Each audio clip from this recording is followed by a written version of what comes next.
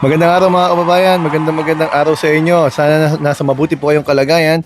Welcome back po dito sa AJ Commentaries. Dito po mag-uusap po muli tayo mga makabuluhang pangyayari sa politika at gobyerno ng Pilipinas. Atin pong bibigyan ng opinyon, komentaryo at pag-aaralan yung ilang mga batas na pwedeng pumaloob sa mga naging pangyayari mga kababayan. So, recap lang po tayo sa i-post ko pong videos kanina at kahapon yung tungkol sa impeachment trial, tungkol sa kasong kinakaharap ng ilang mga senador. At sa pagkakataong ito ngayon, ang gusto ko po sanang bigyan pansin at pag-usapan yung naging pagdawit kay Kiko Pangilinan sa pamilya niya nung lumabas yung picture doon sa naganap na naging press conference na lang na patawag nila Mike Defensor noong June 16. Pero bago po tayo magsimula mga kababayan, sana po kayo po ay mag-subscribe, mag-comment at mag-like. Maraming pong salamat sa inyo. Okay po, dako na po tayo agad. So alam naman po natin, noong June 16, nagkaroon po ng patawag. In-announce po yan ni Mike Defensor sa kanyang Facebook. Bagamat hindi siya senador, malinaw na nakalagay doon ay Blue Ribbon Committee hearing. At ginawa yon sa ibang lugar, hindi sa Senado. Kaya naman question yon kasi mga kababayan, unang-una, ang bawat hearing po ng komite sa Kongreso, lower house o upper house man, ay dapat in aid of legislation. Yung po nakalagay sa ating saligang batas, sa ating konstitusyon. Ano pong ibig sabihin? Ang ibig sabihin po nun, ang iyong pong pag-i-hearing ay upang makagather kayo ng information, makakuha kayo ng mga kaalaman, informasyon na magagamit ninyo, mailalagay ninyo sa mga ipapanukala nyong batas para sa mga susunod ay maiwasan yung mga ganong klaseng pangyayari. Pero para po magawa yun, kailangan po official ang hearing, may Senate Secretariat upang recorded ang lahat ng sasabihin under oath.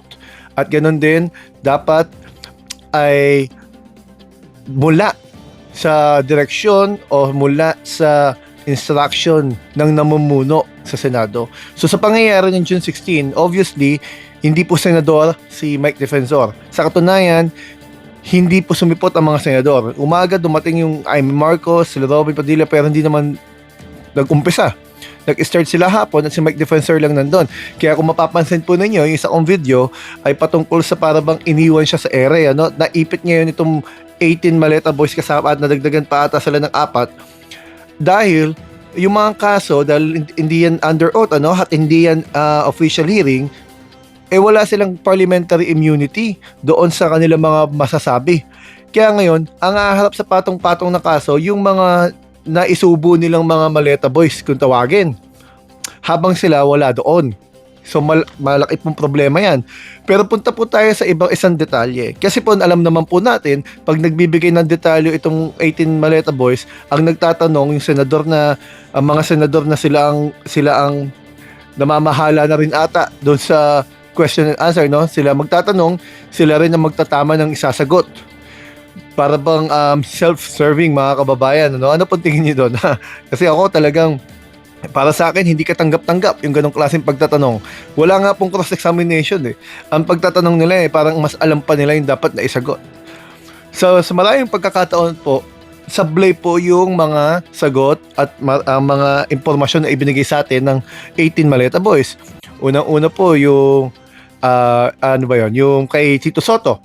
Nagbigay daw sila doon sa isang building Tito Soto sa Baclaran, hindi pa pala kanya magmamay-ari, doon sa kanyang executive assistant na si Mark, napatay na pala ng 2015 pa.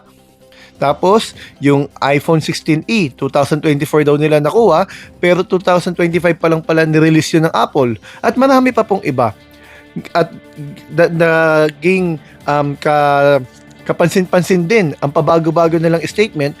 Una, dinescribe nila, dinetalya nila paano sila nag-deliver ng mali-malitang pera kay Loren Legarda sa kanilang unang affidavit.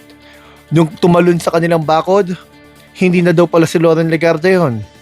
Tapos, nung umalis sa bakod nila si Chis Escudero pala yon na nadagdag sa listahan. So, si Erwin Tulfo, na ginawang Blue Ribbon Committee Chairman, nagkaroon na rin ng maleta. So ano yung mga kaduda-duda? Bakit yung credibility kine-question? Kasi nga yung mga statement nila pabago-bago.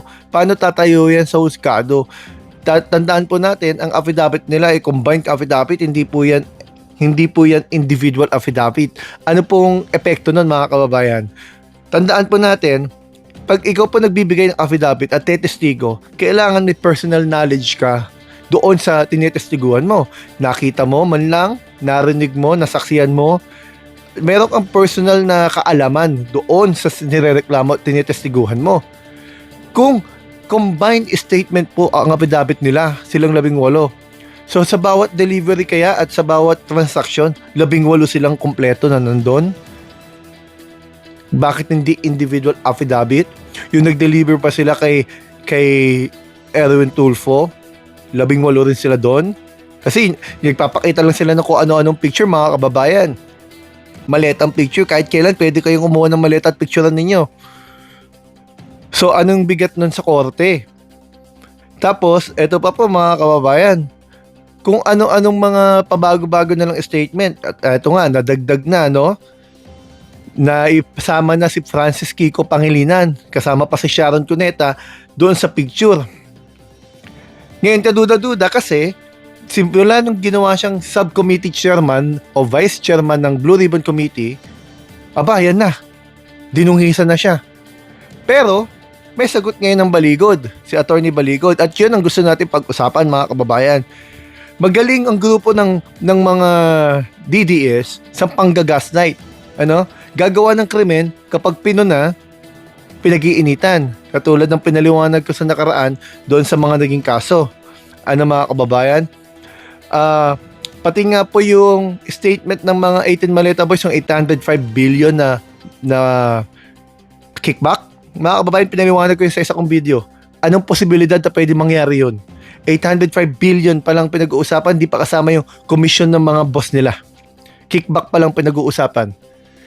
Pinaliwanag ko po doon kung ilang maleta kailangan nila, ilang sasakyan, at gaano katagal nila i-deliver para lang mabuo yun. Sana pa panoorin yung video kong yun. Pero, eto nga po, sumagot sila Attorney Baligod. Defensive daw masyado si Kiko Pangilinan kasi sumagot si Sharon Cuneta at si Kiko Pangilinan na papanagutin nila yung mga taong yan, puro pasaring, di ba? Kasi nga naman, mga kababayan, dinungisan niyo yung reputasyon ng tao, tapos uli kayo nagpakita ng resibo. Ang pinakita niyo doon, picture na nandun si Kiko at si Sharon. Anong picture yon? Sumagot si Sharon Cuneta, doon pala yun yung pumunta sila ng Marawi. Nagbigay ata sila ng relief goods that time o nagpasalamat sa isang politiko. Pero ang punto doon, kung talaga bang bibigyan nyo sila ng maleta, magkikita pa kayo sa Marawi. Di ba ba? Doon kayo mag-aabutan ng maleta, tapos ibabiyahe ulit pabalik na Maynila. Pero ang punto po doon, sumagot si Atty. Baligod, ang sinasabi nila, defensive naman masyado tong sila Kiko Pangilinan, wala namang sinabi. Hindi naman sila pinagbintangan. Hindi naman sinabing nag-deliver ng maleta sa kanila. Nagkamali lang daw ng napakitang slide o yung project na ilabas nilang picture ay mali. Mga kababayan, ang punto po natin ay ito. Nagpatawag po kayo ng hearing na di kilaunan sinabi ninyo ay press conference lang. Hindi po to school project. Pinagandaan niyo po ito. Dahil ito ay legal na usapin. Tapos sasabihin niyo na nagkamali na i-present ang picture. Parang hindi naman ata tama yun mga kababayan. Kasi nagdudulot yung picture na yun ng duda sa maraming tao. Nagpalakpakan yung mga supporter nyo dyan na parang pinapahiwatig, o diba nakatanggap kayo ng maleta, parang yun ang dating. Implying to that effect. Pero ang punto ho dyan, hindi po yan basta presentation. Ang patawag nyo po dyan ay Blue Ribbon Committee hearing na inatras nyo lang ang tawag dahil walang senador na sumipot sa inyo.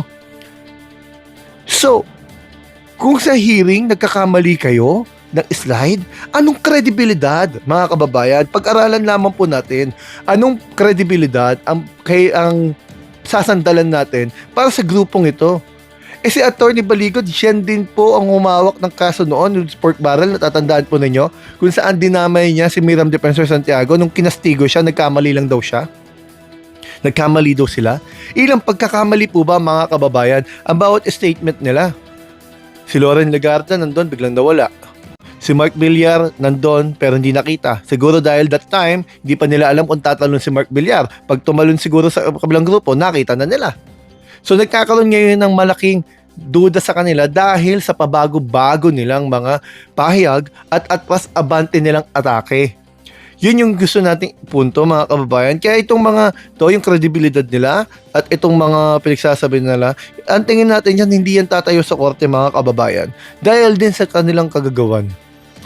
At ngayon na si Defensor nga posibleng maharap yan sa usurpation of authority. Bukod pa po sa kaso niya sa anti-plunder law sa Republic Act 7080 dahil sa binigay niyang pera doon kay Marcoleta. Napaliwanag ko po sa isa kong video, hindi ko po yan ngayon i-discuss mga kababayan. Sana po inyo po mapanood yun. Hanggang dito po muna mga kababayan at pasensya na po kayo. Excuse me. Sana po ay kayo po mag-subscribe, mag-comment at mag-like. Sana po may natutunan tayo sa ating komentaryo ngayon. Maraming salamat mga kababayan. AJ Commentaries po ito. Maraming salamat.